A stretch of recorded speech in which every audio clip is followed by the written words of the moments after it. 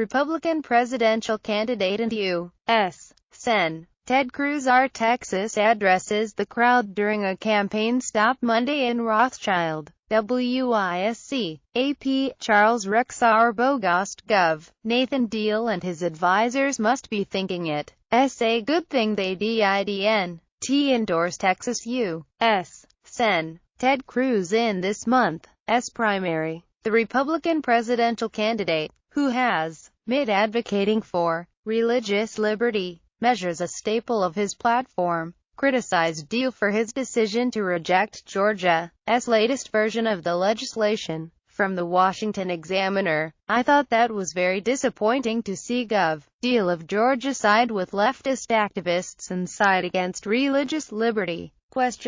Cruz said, "It used to be political parties. We would argue about marginal tax rates and you could have disagreements about what the level of taxation should be. But on religious liberty, on protecting the rights of every American to practice life according to our faith, life according to our conscience, we all came together. That ought to be a bipartisan commitment and I was disappointed not to see Governor Deal not defend religious liberty." Cruz remarks shouldn't be a surprise. Backers of what became House Bill 757 and the Cruz campaign created something of a symbiotic relationship with each other, hoping that each would get the other across the finish line. Cruz ended up finishing third in the March 1st GOP presidential primary in Georgia, though he finished second in delegates. Retired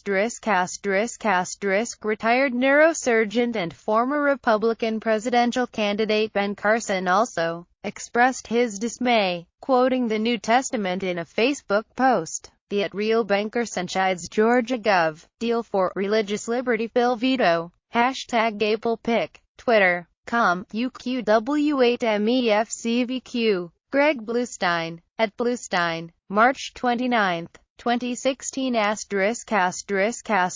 A group of religious liberty ? Proponents will assemble at the state capitol this morning for a press conference ?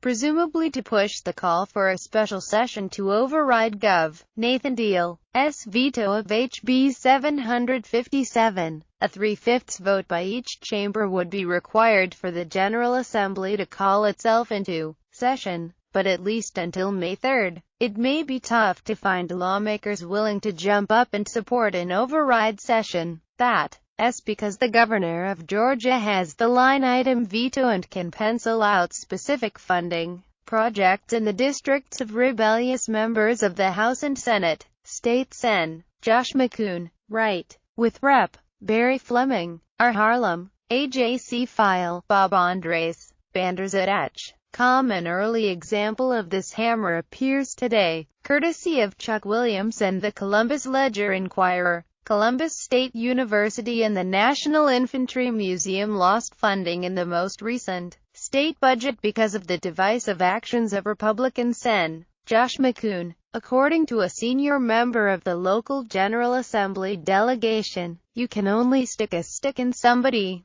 eye so long before enough is enough.